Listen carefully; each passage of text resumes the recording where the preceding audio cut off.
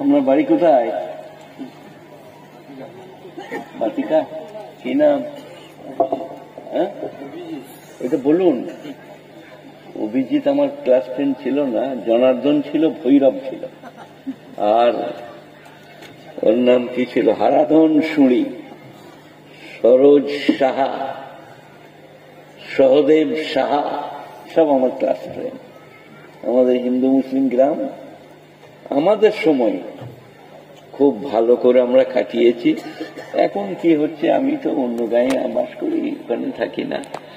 তো ভালোবাসা ছিল, কি সুন্দর দিন কাটাইতাম, হিন্দু মুসলাম জারি গান শুনিতাম। শুনেছেন? এখন কি সুন্দর দিন কাটাইতাম, দেখলি শালাকে খুন করিতাম। বুঝলে অভিজাত বাবু, পৃথিবী শেষ।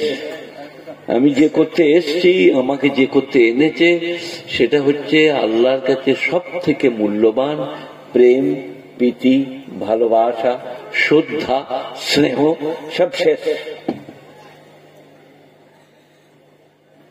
আমাদের গায়ে একটা মেয়ে ছিল, বুঝলে, কাস্তে করে কপালে কেটে দিয়ে থানা চলে গেল। তার হাজবেন্ডকে বলবো না ভাতারকে বলবো, হাজবেন্ড মানে ভাতার, ভাতার মানে হাজবেন্ড, তাকে ধরাবার লেগে। আর আমার আব্বাজান আমার দাদির লেগে বলছে বেলা বিবি না। পানাগড়ের ব্যাস যেখানে মুদি বলছে এনআরসি করবো, পানাগড়ে যেখানে মিলিটারি বাস করে, ওইখানে আমাদের গ্রাম ছিল। আমার দাদুর বাপে 22টা গ্রাম উঠিয়ে দিয়েছে। কাজে কাজে মুদিজি আমাদিকে উঠবে না, ওরা জানে যে ওদের কেড়ে নিয়ে মিলিটারি করেছি। তো আমার দাদি বেলা বিবি, আমার দাদু একবার রাগারাগি করে এইখানে কাস্তের বাঁটে করে আমার দাদি লেগে গেল বা মেরেছিল, চুনে হলুদ লাগিয়ে রেখেছে। আর আমার বাপের নানাই যে বেলা বিবির বাপ বললে, বেলা তোর কপালটা ফুলা। আমার দাদি বলেছিল, বাপজি বললেই কানতেন, যে আব্বাজান গোয়ালে গরুটা বার করতে যে চৌকাঠে লেগে গেল, ওইটা লেগেই জান্নাতে চলে যাবে আমার দাদি, এই একটা ঘটনার লেগে। আর এখন ছুঁই নাই, বুঝলো, বাবু মেরে দিলে গো, মেরে দিলে গো, বড় বাবু, বড় বাবু, আমার দামাদের পিঠকে ফাটিয়ে দাও বাবু। হায় হায়, অভিজিৎ তোমার কে বলি না, তুমি আসছো যে, তো আচ্ছা মুশকিল, তুমি আমার ওয়াজ শুনবে কি করে, এখনো সব বাকি। বিয়ে দিয়ে দেবো, কেঁদে মরে যাবি, হাতে তোমার পাশে দাঁড়িয়ে আছে, বিয়ে দিয়ে দেবো, কেঁদে মরে যাবি। বইয়ের মার খায় না এখনো। আচ্ছা, আসসালামু আলাইকুম,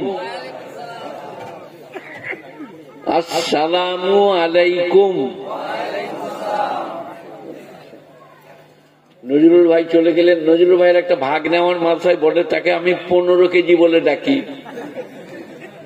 ইনিও পাতলা, তিনিও পাতলা, হেফজুল আইনে ছড়ে আমলে 15 কেজি। নজরুল ভাই আমার পাতলা, তুই পাতলা, বলে আমাদের সবাই পাতলা। ঠিক আছে। তো হযরত চলে গেলেন, আমাকে ছেড়ে দিয়ে গেলেন, মাদ্রাসাটা লক্ষ্য রাখতে বলে গেলেন। ছেলেগুলো পাশ করেছেন, খুশির খবর। কিন্তু যাবার সময় আমি যদি বলি যে আমার মাদ্রাসার জন্য কিছু দেন, ওইটা নজরুল ভাই পাবেন না, ওটা আর দেবো না। অভিজিৎ বাবু, আমি কিছু চাইবো, হ্যাঁ, তুমি কিছু মনে করো না জানো। আলহামদুলিল্লাহি কাফা ওয়াস সালামুন আলা ইবাদিহিল্লাযিনা ইসতাফা, আম্মা বা'দ, ফাউযু বিল্লাহি মিনাশ শাইতানির রাজীম, বিসমিল্লাহির রহমানির রহিম।